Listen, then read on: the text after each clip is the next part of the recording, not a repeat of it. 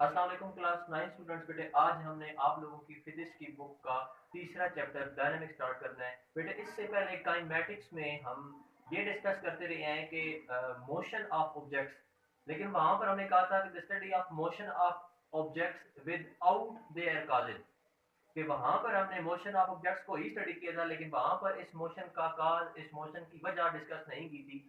अब बेटे डायनेमिक एक मैकेनिक्स की ऐसी ब्रांच है जिसमें हम यानी कि मोशन ऑफ ऑब्जेक्ट्स को विद इट्स काजेज भी डिस्कस करते हैं। यूं अगर मैं कहूं कि काइनेमैटिक्स और डायनामिक्स में डिफरेंस क्या है, तो बेटा वो ये है कि काइनेमैटिक्स में भी हम मोशन ऑफ ऑब्जेक्ट्स को डिस्कस करते हैं और डायनामिक्स में भी हम मोशन ऑफ ऑब्जेक्ट्स को डिस्कस करते हैं। डिफरेंस सिर्फ इतना है कि काइनेमैटिक्स में हम मोशन के काज को डिस्कस नहीं करते और डायनामिक्स में हम मोशन के काज को डिस्कस करते होते।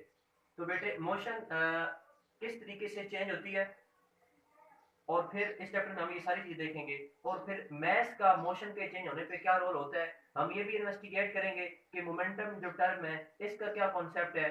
बेटे ये सारे जो क्वेश्चन है, ये सारी क्यूरीज हमें एक नई टर्म की तरफ ले जाएंगी जिसे हम फोर्स कहते हैं। बेटे मोशन के जो काजेज हैं उनको डिस्कस करने के लिए मैं कहूंगा कि फंडामेंटल इंपॉर्टेंस रखते हैं Newton laws of motion. Newton laws of motion को डिस्कस करने से पहले बेटे कुछ अहम जो टर्म्स हैं, जो डेफिनेशंस हैं, इनका कंसेप्ट होना इंतहाई जरूरी है। तो बेटे सबसे पहले हम उन्हीं को डिस्कस करेंगे, फिर नेक्स्ट फर्दर लेक्चर में हम न्यूटन लॉज ऑफ मोशन को वन टू वन डिस्कस करेंगे।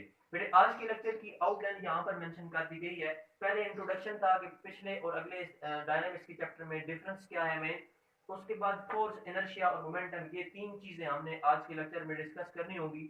बेटे फोर्स का कंसेप्ट दूं कि एक पर्सन है, उसने डोर को या ओपन करना है या क्लोज करना है, तो साफ जाहिर है वो या उसे पुश करेगा या पुल करेगा। तो बेटे यहाँ पर भी उसने फोर्स को एक्सर्ट किया है। बेटे नेक्स्ट अगर हम बात करें कि एक कार्ट है जिसे ठेला कहते हैं, आपकी बुक के ऊपर 3.1 नाम से ये फिगर भी ड्रा कर दी गई है कि एक ठेले वाला ठेले को पुश कर रहा है। बेटे ये पुश उस कार्ट को, उस ठेले को या तो मूव करवाने की वजह बन सकती है या उसकी मूवमेंट को रोकने की वजह बन सकती है। यही पुश उसकी मूवमेंट की डायरेक्शन को भी चेंज कर सकती है। बेटे साफ जाहिर है अगर मूव करवाना है तो पीछे से धकेलना पड़ेगा, मूवमेंट को रोकना है तो आगे से उसे जो है वो रोकना पड़ेगा, और डायरेक्शन चेंज करनी है तो किसी एक साइड से उसे जब पुल करेंगे तो उसकी डायरेक्शन भी चेंज हो जाएगी। तो यहाँ इन तीनों कामों में हमने देखा है कि फोर्स एक्सर्ट हो रही है। बेटे नेक्स्ट अगर हम बात करें कि एक बैट्समैन की जानिब एक बॉलर अगर बॉल को थ्रो करता है तो बैट्समैन अपने बैट से हिट लगाकर उसकी डायरेक्शन ऑफ मोशन को भी चेंज कर सकता है। तो अब हम कहें कि क्या सिर्फ फोर्स ऐसी चीज है कि जो कि डायरेक्शन ऑफ मोशन को चेंज करती है, तो बेटे मैं या हम यूं कहें कि फोर्स एक ऐसी चीज है जो कि हमेशा मोशन को करवाती है, तो नहीं, क्योंकि हर दफा फोर्स जो है वो मूवमेंट की वजह नहीं बना करती। लेट्स सपोज आपकी बुक के ऊपर डायग्राम है कि एक पर्सन बॉल को जो है वो पुश कर रहा है, यानी कि वो इसको मूव करने की कोशिश कर रहा है। तो बेटे क्या ऐसा मुमकिन है कि एक बंदा धकेल कर एक दीवार को मूव करवा सके? बेटे साफ जाहिर है ऐसा पॉसिबल नहीं है। तो यहां से मैं ये नतीजा निकला है कि फोर्स जो है वो हमेशा मूवमेंट की वजह नहीं हो सकती। अब अगर मैं इन सारी बातों को कंक्लूड करूं तो बेटे क्या नतीजा निकालूंगा मैं कि फोर्स मूव और टेंड्स टू मूव, स्टॉप और tends to stop the motion of the object, force can also change the direction of object. इन जो 3 4 5 एग्जांपल हमने डिस्कस की हैं, इनमें यही तीन बातें हुई हैं। या तो फोर्स किसी भी चीज को मूव करवा सकती है या मूव करने का रुझान या सलाहियत दे, या किसी भी चीज को फोर्स स्टॉप कर सकती है या स्टॉप करने की सलाहियत दे या रुझान दे, या फोर्स किसी भी ऑब्जेक्ट की मोशन को चेंज कर सकती है, डायरेक्शन को चेंज कर सकती है। तो बेटे यही फोर्स की डेफिनेशन है, यहाँ पर जो है वो मैंने मेंशन भी कर दिया है। अ फोर्स मूव्स और टेंड्स टू मूव, स्टॉप और tends to stop the motion of the body.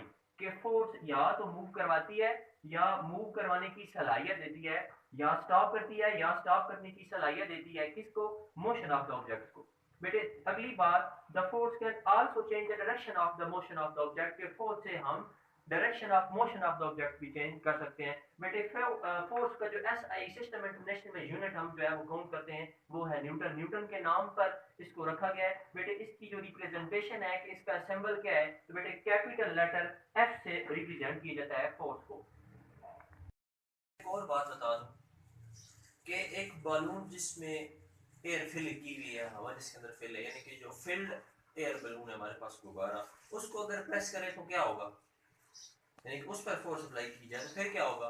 बेटे साफ ज़ाहिर है जब हम उसको यूं अगर साइड से प्रेस करेंगे तो उसकी शेप चेंज हो जाएगी। पहले अगर वो सर्कुलर टाइप था तो हो सकता है वो ऐसे स्ट्रेट हो जाएगा जब प्रेस करेंगे तो बेटे क्या नतीजा निकला है कि फोर्स प्रेस करने से समटाइम शेप भी चेंज हो जाती हैं। लेट्स गो, ये मेरे पास एक मेरे हाथ में मार्कर है, इसकी शेप मार्कर की जैसी। अब इसके ऊपर अगर मैं ज़र्ब लगाना स्टार्ट कर दूं तो मे बी ये टूट कर पीसेस बन जाए छोटे छोटे, तो फिर भी क्या साबित हुआ है कि फोर्स एक्सर्ट करने से शेप्स भी चेंज हो जाया करती हैं। लेट्स सपोज हमारे पास एक एप्पल है, तो एप्पल के ऊपर अगर मैं नाइफ को पुश करूं, उससे काटना शुरू कर दूं, तो बेटे साफ ज़रा कुछ टाइम के बाद एप्पल के पीसेस हो जाएंगे। इट्स मीन कि हमने फोर्स एक्सर्ट करने से शेप्स भी चेंज कर दी हैं। अब बेटे नेक्स्ट थोड़ा सा देख लेते हैं इनर्शिया क्या चीज़ है। बेटे गैलीलियो जो है ना वो पहले साइंसदान थे जिन्होंने ये ऑब्जर्व की थी बात कि जो लाइट वेटेड ऑब्जेक्ट्स होते हैं जिनका हल्का वजन होता है उनको मूव करवाना या रोकना आसान होता है बनिस्बतन हैवी वेटेड ऑब्जेक्ट्स को। यानी कि जो भारी अजसाम होते हैं उनको मूव करवाना भी मुश्किल है, उनको रोकना भी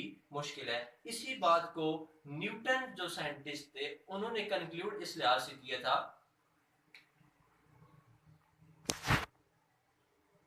कि न्यूटन ने कंक्लूजन क्या निकाला था, नतीजा न्यूटन साहब ने ये दिया था कि जो लाइट वेटेड ऑब्जेक्ट्स हैं उनको उनकी स्टेट ऑफ रेस्ट को उसने लाइट वेट और हाई वेट को छोड़ दिया। उसने कहा था कोई भी body, every body offer resistance when we change its state of rest और मोशन, कि जब हम किसी भी बॉडी की स्टेट ऑफ रेस्ट को या स्टेट ऑफ मोशन को जब चेंज में लाते हैं, जब उसमें कोई भी तब्दीली लाना चाहें तो वो आगे से रेजिस्टेंस प्रोवाइड करती है, आगे से जो है वो अपोज करती है कि किसी भी चीज़ की हम अगर वो रुकी हुई है तो उसको हम डिस्टर्ब करें, यानी कि मूव करवाना चाहें तो आगे से मज़ाहमत जो है वो ऑफर करती है। अगर कोई चीज़ मूव कर रही है, अब हम अगर उसको रोकना चाहें, उसके रास्ते के बीच में आ जाएं, तो तब भी वो हमारे पास रेजिस्टेंस ऑफर करती है, रुकावट पैदा करती है। तो न्यूटन ने मैटर की इस प्रॉपर्टी को, मैटर क्यों कहा है क्योंकि हमने एवरीबॉडी की बात की है हर चीज़ की, तो मैटर की इस प्रॉपर्टी को न्यूटन ने इनर्शिया का नाम दिया था। कि इनर्शिया मैटर की एक ऐसी प्रॉपर्टी है जिसके तहत कोई भी बॉडी अपनी स्टेट ऑफ रेस्ट या अपनी स्टेट ऑफ मोशन के चेंज के खिलाफ मज़ामत प्रोवाइड करती है, रेजिस्टेंस प्रोवाइड करती है या अपोज करती है। बट इनर्शिया की डेफिनेशन भी यही है, property due to which it resist any change in its state of rest और मोशन, कि इनर्शिया एक ऐसी प्रॉपर्टी है जिसके तहत किसी भी बॉडी की स्टेट ऑफ रेस्ट या स्टेट ऑफ मोशन में जब चेंज आएगी तो उसके खिलाफ ये रेजिस्टेंस प्रोवाइड करती है, अपोजिशन जो है वो ऑफर करती है। तो बेटे नेक्स्ट देखते हैं कि मोमेंटम का जो है वो क्या कॉन्सेप्ट है। अच्छा, उससे पहले एक बात वाज़ेह कर दूं कि न्यूटन ने मोमेंटम का रिलेशन बता दिया था मैथ से, कि इनके बीच में एक खास रिलेशन है कि अगर मैस किसी भी बॉडी का वो ज्यादा होगा तो उसमें इनर्शिया भी ज्यादा होगा, अगर किसी बॉडी का मैस कम होगा तो उसका जो है वो इनर्शिया भी कम होगा। यानी कि इनर्शिया से मैस का रिलेशन ये बता दी था। अगर मैस ज्यादा है तो इनर्शिया भी ज्यादा ऑफर करेगा, अगर मैस कम है तो इनर्शिया भी क्या होगा, कम। ये न्यूटन ने इनर्शिया और मैस आपस में इसको जो है वो इस तरीके से रिलेट करवाया था। अब हम देखते हैं कि मोमेंटम क्या चीज है। बच्चे अभी हमने बात की है कि जिस बॉडी का मैस कम है उसका इनर्शिया भी क्या होगा, कम होगा। तो लेट्स सपोज एक बुलेट है, गोली जब फायर होती है गन से तो हम कहते हैं कि ये बजाय तो बिल्कुल हल्की है, लाइट वेटेड बॉडी है, लेकिन जब वो फायर होती है, जब जिस भी चीज के ऊपर जब वो लगती है तो हम कहते हैं उसका इतना स्ट्रांग इम्पैक्ट क्यों होता है। होना तो ये चाहिए कि एक्चुअली इसका मैस कम है तो इसका इनर्शिया भी क्या होगा, कम। इनर्शिया मीन कि उसकी जो रेजिस्टेंस होगी, जो मजामत होगी, जो उसका इफेक्ट होगा वो कम होना चाहिए था इस बात के मुताबिक। लेकिन हम कहते हैं कि बुलेट बजाय तो एक लाइट वेटेड ऑब्जेक्ट है लेकिन उसका इतना स्ट्रांग इम्पैक्ट क्यों पड़ता है। अच्छा, इस बात को इस तरीके से वाज़ेह करते हैं कि एक जो लोडेड ट्रक है वो बेशक सुस्त रफ्तार से भी आ रहा हो, स्लो स्पीड में आ रहा हो, लेकिन अगर उसके रास्ते में कोई चीज आती है तो उसका भी स्ट्रांग इम्पैक्ट पड़ता है। लेट्स सपोज उसकी स्पीड तो बिल्कुल साइकिल जितनी भी हो, लेकिन उसके रास्ते के आगे कोई चीज आए तो उसका भी जो इफेक्ट है, इम्पैक्ट है, वो स्ट्रांग पड़ता है। ऐसा क्यों होता है? तो फिर इस सिचुएशन को हम जो है वो मोमेंटम के नाम से जानते हैं कि मोमेंटम एक ऐसी चीज है कि जो कि मैस और वेलोसिटी के रिलेशन से आती है। किससे? मोमेंटम एक ऐसी चीज है जो कि मैस और वेलोसिटी के कंबाइंड रिलेशन से आती है और ये क्वांटिटी ऑफ मोशन है। कि मोशन की जो मिकदार है, जिसमें हम कहते हैं कि मास और वेलोसिटी दोनों को रिलेट करवाया जाता है, कि अब उस छोटी सी बुलेट का इतना इम्पैक्ट इसलिए था क्योंकि उसकी जो क्वांटिटी ऑफ मोशन थी वो ज्यादा थी। बात समझ लगी आपको मेरी, कि किसी ऑब्जेक्ट, और इसी तरह अगर बात की जाए लोडेड ट्रक की, तो उसमें भी हम कहते हैं कि क्वांटिटी ऑफ मोशन का फर्क है। बेटे उस बुलेट का इतना स्ट्रांग इम्पैक्ट था उसकी स्पीड की वजह से, वेलोसिटी की वजह से, और लोडेड ट्रक का इतना जो है वो स्ट्रांग इम्पैक्ट था उसके हैवी वेट की वजह से। बात समझ लगी आप लोगों को? तो इसी तरीके से अगर मोमेंटम को डिफाइन करें तो हम कहेंगे कि it is the quantity of motion it possesses due to its mass and velocity, कि ये मोशन की मिकदार है जो वो अपने मैस और वेलोसिटी से के लिहाज से रखता है। Quantity of motion it possesses due to its mass and velocity. अब बेटे मोमेंटम की जो रिप्रेजेंटेशन है, इसका सिंबल जो हम यूज करते हैं वो बेटे पी करते हैं। याद रखिए ये बात कि मोमेंटम को हम पी से रिप्रेजेंट करते हैं, कैपिटल लेटर इस्तेमाल करना है। मैथमेटिकल रिलेशन इसका क्या होगा अभी बात किया, चूंकि मोमेंटम का हमने बात की है कि इसमें मास और वेलोसिटी दो चीजें जो है वो हम रिलेट करवाते हैं, तो बेटे इनका सिंपल हमने प्रोडक्ट लेना है, इनकी मल्टीप्लिकेशन जो है वो हमें मोमेंटम तक ले जाती है। P is equal to M V. M stands for mass, V stands for velocity. अब बेटे चूंकि वेलोसिटी एक वेक्टर क्वांटिटी है, तो इसके स्केलर प्रोडक्ट से भी ये हमारे पास मोमेंटम एक वेक्टर क्वांटिटी बन जाएगी। तो डायमेंशन में हम कहेंगे कि it is a vector quantity. But इसका यूनिट अगर यहीं से निकाला जाए तो मास का हमारे पास यूनिट होता है किलोग्राम केजी, और वेलोसिटी का हमारे पास यूनिट होता है मीटर पर सेकंड।